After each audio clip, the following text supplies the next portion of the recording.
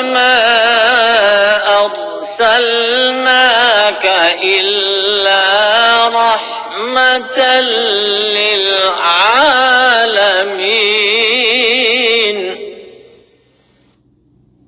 اور ہم نے تجھے نہیں بھیجا مگر تمام جہانوں کے لیے رحمت کے طور پر. اعوذ باللہ من الشیطان الرجیم. بسم اللہ الرحمن الرحیم. السلام علیکم ورحمۃ اللہ وبرکاتہ. ناظرین و سامعین کرام، خاکسار آج ایک نیا پروگرام لے کر آپ کی خدمت میں حاضر ہے. ایک شور برپا ہے پوری دنیا میں اور خاص طور پر پاکستان میں بھی کہ توہین رسالت کی سزا کیا ہے. اور ہو یہ رہا ہے کہ ایک شخص اٹھتا ہے، اگر وہ کوئی کلمہ ایسا اس کے منہ سے نکلتا ہے جو سننے والے کے نزدیک وہ توہین رسالت کہلاتا ہے، تو دوسرا شخص اٹھ کے اس کو قتل کر دیتا ہے. حالانکہ قرآن کریم اس بات کی اجازت نہیں دیتا کہ کسی نبی کی کوئی اگر توہین کرے تو اس کے بدلہ میں اس کو قتل کر دیا جائے. یہ تو کچھ قوانین ہیں جو حکومتوں نے بنائے ہیں، اور اگر کوئی ایسا قانون جو قرآن کریم کی شریعت کے خلاف بنتا ہے تو ایسے قانون کی کوئی حیثیت نہیں ہے جو قرآن کریم کی کسی شریعت سے ٹکرا جائے. حضرت صلی اللہ علیہ وسلم سے بڑھ کر دنیا میں کوئی عالی شان کا نبی نہیں گزرا، لیکن ہر نبی، جو بھی نبی دنیا میں آیا ہے، وہ خدا کا پیارا اور اس کا فرستادہ ہے. اور جو شخص بھی جس نبی کو مانتا ہے وہ اپنے نبی کے خلاف کبھی بھی توہین آمیز الفاظ سننے گوارا نہیں کرتا، اس کو برا لگتا ہے. اسی لیے حضرت صلی اللہ علیہ وسلم نے یہاں تک بات بیان فرما دی کہ اذا جاء قوم کریم فاکرموہ، کہ جب بھی تمہارے پاس کسی بھی قوم کا کوئی معزز شخص آ جائے تو تم اس کی عزت کیا کرو. یہاں تو اللہ تعالیٰ نے نبیوں کی بات نہیں کی بلکہ عام لوگوں کی بات کی ہے. اور جہاں تک انبیاء کے ساتھ ہنسی مذاق اور ٹھٹھے کی بات ہے تو یہ بات تو قرآن کریم نے پہلے سے بیان کر دی ہے.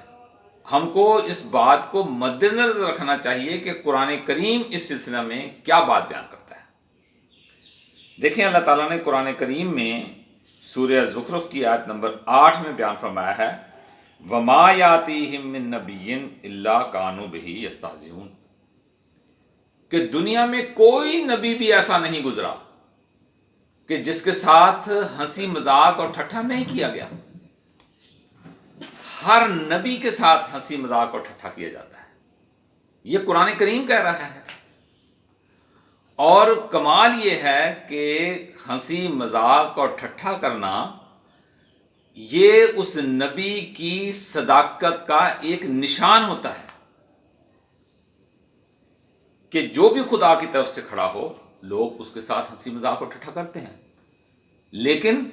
اللہ تعالیٰ ان کو ان کے مقابلے میں کامیابی عطا کرتا ہے. پھر اس کے علاوہ قرآن کریم میں سورہ یاسین کی آیت نمبر 31 میں بھی اللہ تعالیٰ فرماتا ہے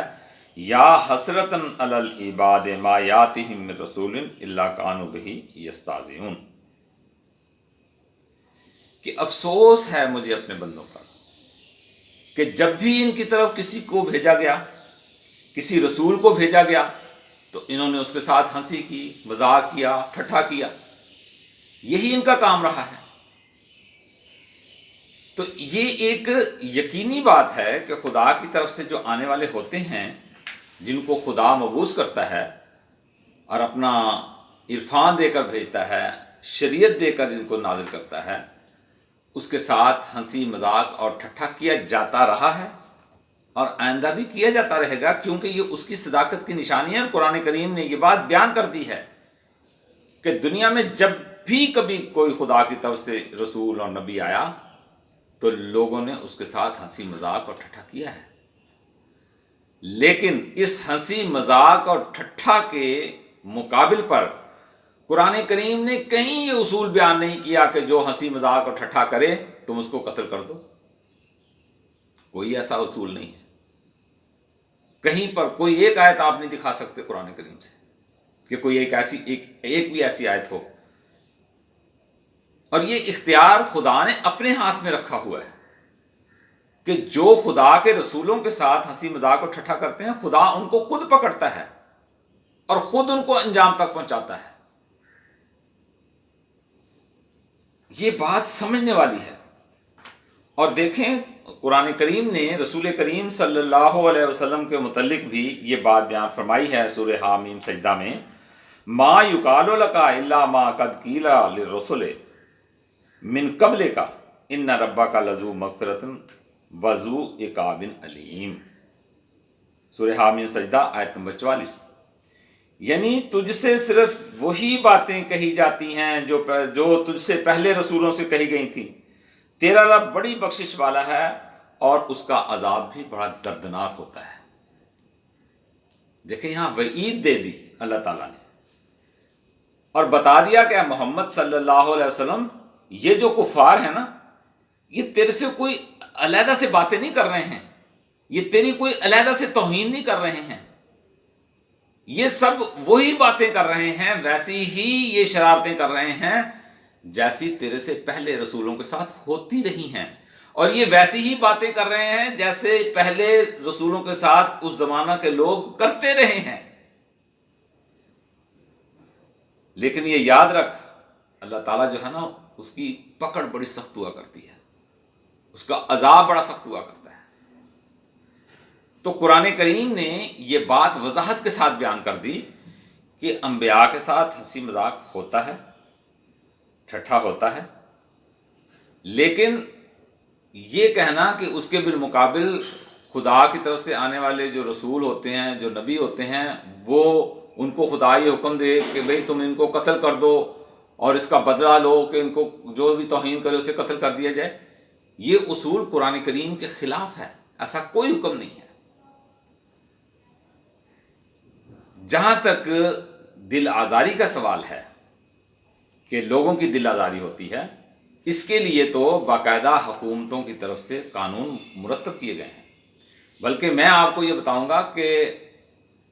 جب گورنمنٹ انگلش یا گورنمنٹ ہندوستان میں تھی، اور اس زمانہ میں جب عیسائیوں کو دیکھتے ہوئے ہندوؤں نے بھی اسلام کے اوپر اور رسول خدا صلی اللہ علیہ وسلم کے اوپر حملے شروع کر دیے ہیں اور مختلف قسم کے الزامات لگانے شروع کر دیے اور توہین امیز الفاظ حضرت محمد مصطفیٰ صلی اللہ علیہ وسلم کے خلاف انہوں نے استعمال کرنے شروع کر دیے، تو اس زمانہ میں حضرت مرزا غلام احمد صاحب قادیانی نے باقاعدہ لوگوں سے دستخط کروا کر ایک چٹھی بنائی اور گورنمنٹ کو بھجوائی کہ یہ جو بے راہ روی پیدا ہو رہی ہے اور انبیاء کی توہین کی جا رہی ہے، اس کے متعلق جو ہے وہ کوئی قانون پاس ہونا چاہیے کہ ایسے لوگوں کو گورنمنٹ خود سزا دے۔ اس کے بعد پھر گورنمنٹ کی طرف سے وہ قانون بنا اور پھر اس میں امینڈمنٹ بھی ہوئی ہے۔ یہ حضرت مسیح موعود علیہ السلام نے اپنے زمانہ میں یہ بات گورنمنٹ کے سامنے رکھی تھی، اس کا میں بعد میں ذکر کر دوں گا۔ تو کہنے کا مقصد یہ ہے کہ ایک تو علماء نے غلط تصور